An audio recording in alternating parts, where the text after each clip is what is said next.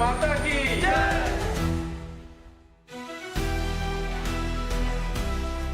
Mind you, long time back, nearly 1000 years back and 2000 years back, we used to be number one. Then we continuously dropped. Do you know what is our status or ranking in the world now in financial power? We are number 5. We are blessed with the largest number of productive youth in the world.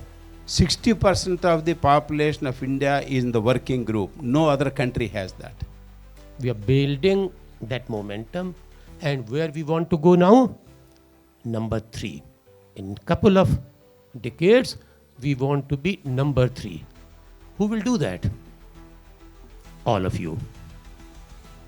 It is young people like you who will contribute to the country's economy, to the country's scientific power, to the country's welfare, to the country's status, and take it to that pole position there.